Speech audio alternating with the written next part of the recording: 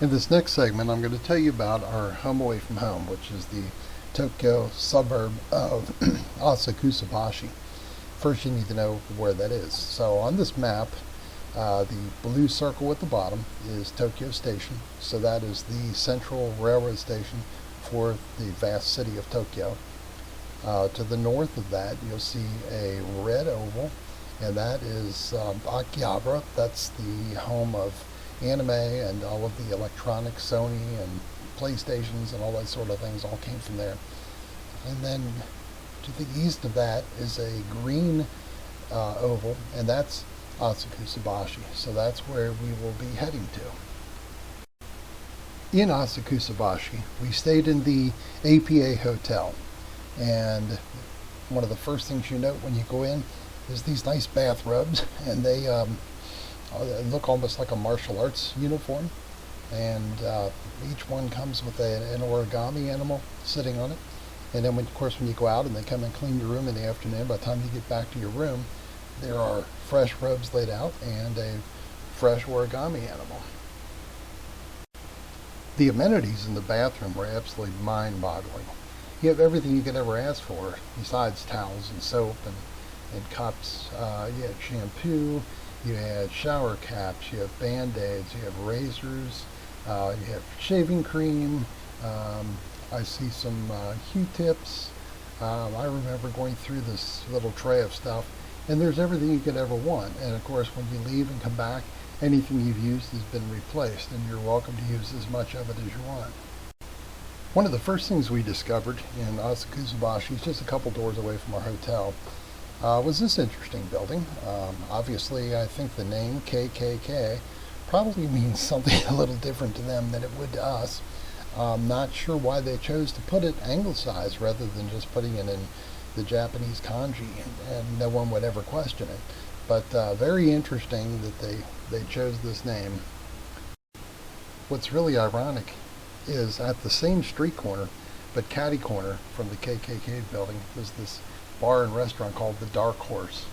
It's a really pretty little place. I really like the decor. You can see it's kind of Western. It's got like rain barrels, or maybe like whiskey curing barrels, and what looks like a churn of some kind for maybe like cheese or butter. Very nice decor.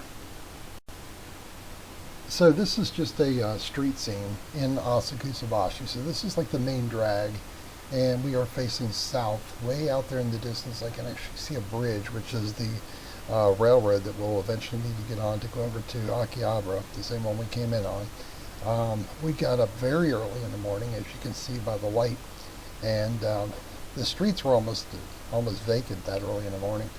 And the reason we got up so early is because, believe it or not, day one was that we're actually going to start off with a day trip outside of Tokyo. And so we basically just figured we'd go and go for a nice morning walk. We weren't in any hurry to leave the city yet. So we just browsed through Asakusabashi. So we, wanting to see more of the neighborhood, almost immediately turned off at the main drag and onto this small street. To them it's a street. In fact, you might look at it and think that it's probably for pedestrians only, but no cars are allowed on, although they rarely go on anything that isn't, at least 2 lanes, one each direction, possibly 4 lanes. So we would really look at it more like an alley. So this is a Shinto shrine known as the Suga Shrine, and you can tell that it's a shrine by the torii. That's this big concrete gate that you see. And then once you get through that gate, you can actually see the shrine building itself.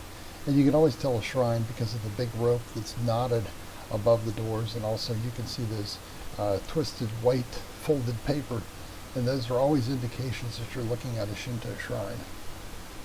And it's just, back this little alleyway in the middle of nowhere. You would just never expect something like that to be back there, and lo and behold, there was a shrine. And that shrine was just right off of this narrow little street. Again, would probably consider it an alley. For them it is a street. And so then we just temporarily went back out to the main drag. And one of the interesting things about the main drag is that they run their signs vertically, as you can see, so you don't have a lot of gaudy stuff hanging out over the street. Kind of makes everything look a little more organized. And again, you can see the green bridge in the distance there. That is the railroad that's going to take us over to Akihabara. Now, this particular scene here with the red box, and again, you can still see the railroad bridge there on the right. This red box is actually at the post office box. I put the mail in there. And it was interesting when we were getting ready to come back, we were using what's called a pocket Wi-Fi. So it's actually a 4G Wi-Fi hub that you just carry around in your pocket, and we could both link our phones to it. So since it's very expensive to try to get cell phone service in a foreign country, you could just do everything through like Facebook Messenger or something of that sort and stay in touch with people. We could post things on Facebook as we were seeing them. So then in the end, they give you an envelope, and they say just take the equipment and seal it in the envelope and throw it in the mailbox. So we did that on the last morning of our stay, and we had a 12-hour flight into Chicago. And when we got there, I immediately got on my phone and turned it off airplane mode, see if I had any texts or anything. And there was a message from the company that we rented our pocket Wi-Fi from, and they were thanking us for returning our equipment, although it was only 12 hours ago, and it was dated tomorrow. It's almost like a Back to the Future sort of thing. That's absolutely bizarre and creepy. And so we doubled back and went back into the smaller back roads again. Anytime you see something like this little stall right here that has the paper lanterns over the doorway, that's an indication that that particular place sells alcohol. So it may be a bar, maybe a restaurant that happens to sell alcohol, but that's what this lanterns tell you.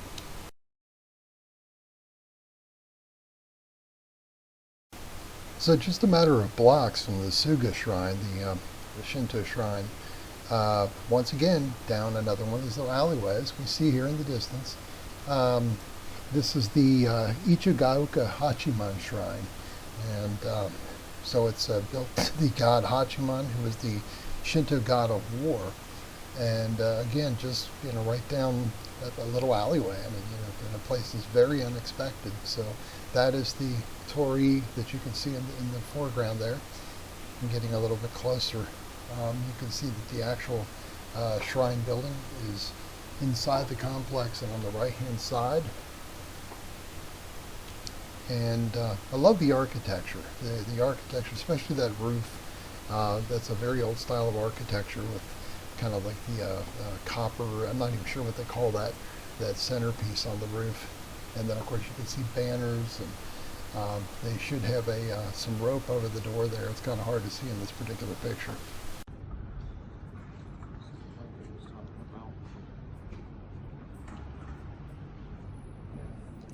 Nice eel restaurant.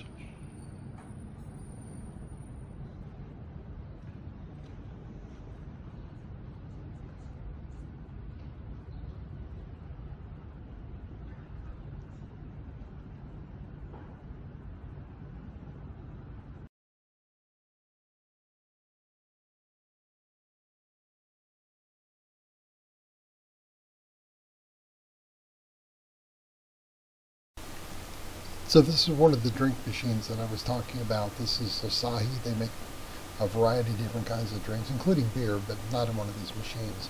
So it'll be spring water and fruit juices, iced tea, iced coffee, that sort of thing. And that's my son getting a drink.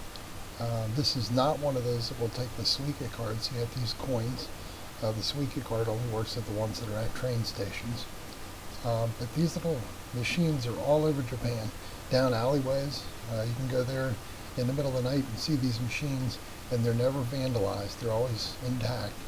Also, it's the policy there that whenever there's a natural disaster, so an earthquake, a volcano, a tsunami, anything where people may be left without fresh water, that all of these machines will automatically revert to a mode where all of the soft drinks still have to be paid for, but anyone can access them for free spring water. So we finally jumped on the train and went over to Akihabara, and from there we'll get on the train for our day trip south of Tokyo. This is just advertising in Akihabara Station for a few different anime series. They're very proud of their anime.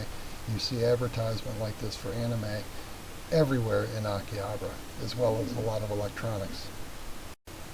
And just outside the door to Akihabara Station is pretty much the mother lode of the drink machines. As you can see, different brands. Each machine has easily upwards of 20 different varieties of drinks in them. Of course, they're not going to be big drinks. Most of these are half to about a third of the size of the ones we get here out of the machine. And they're basically around 85 cents. These all do have a little pad on the machine. You may be able to see them. It's kind of like a little oval with a dot in the middle there. And that's where you can scan your Suica card so you can pay for your drinks with Suica. And so the pink column and the green column with the two holes in them, those are recycling bins. So when you're done with your bottle, your can, you throw them in recycling. You'll notice the pavement, and you've probably noticed that in every scene I've shown you so far. The streets are so clean, you could literally just drop your food on them and pick it up and eat it everywhere in the entire, not only the city, but everywhere in the country.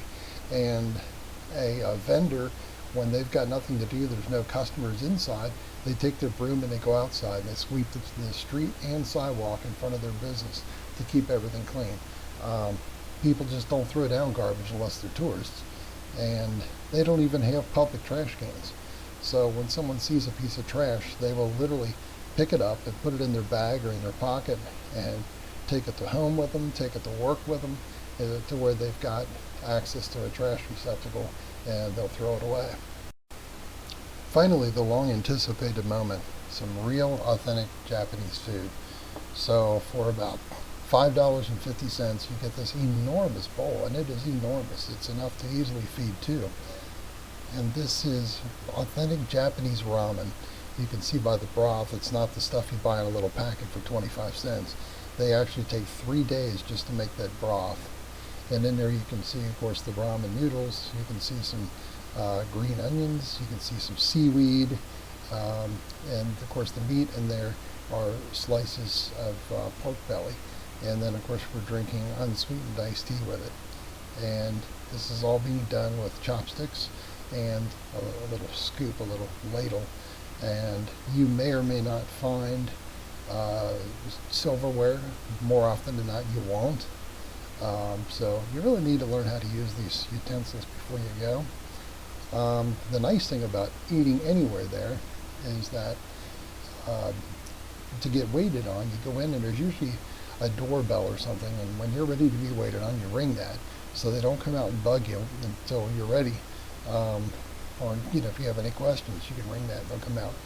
And so while you're eating, they leave you alone. They don't come up and wait for you to have a mouthful of food and say, "Is everything okay?" And you're almost drooling down in front of yourself trying to answer them. They only come over if you summon them. And then when they're done, or when you're done, some places, not every place, but mostly mom and pop shops, what frequently happens is when you leave, they will follow you out into the street, either the person that waited on you or the owner or the chef or whoever, and they will bow to you multiple times and tell you what an honor it was that you chose their establishment over their neighbors, and thank you for stopping in and tell you how much they appreciated your business. It's just something you will never experience in the United States. So this particular little shop we're in here is called Noodle Stand Kurakuen, and so it is such a little mom and pop shop, very nice place. One other thing I want to point out as well is that there's no tipping in Japan. In fact, they consider that to be an insult. So if you get a chance to go there, remember not to tip. So these are just some shots that I took at the Akihabara train station as we're waiting to depart to go south into Kanagawa Prefecture for our day trip south of Tokyo.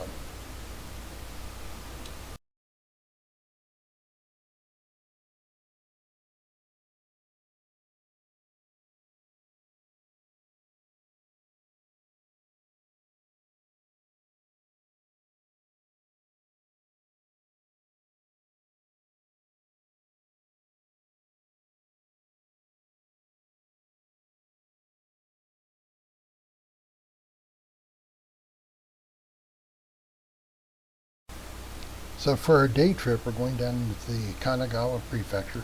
So we're going to leave the city of Tokyo, which is the oval at the top of the map, and go through Kawasaki and then through Yokohama. We're going all the way down to the south coast, and we'll be right on the coast of the Pacific Ocean to the little city there that's got a red oval around it, Kamakura.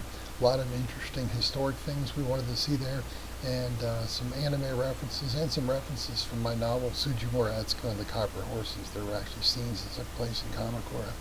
And then ultimately to that tiny little island with the red circle around it. That's the island of Enoshima. So that's where we'll be heading to, and the next segment will show you some of Kamakura.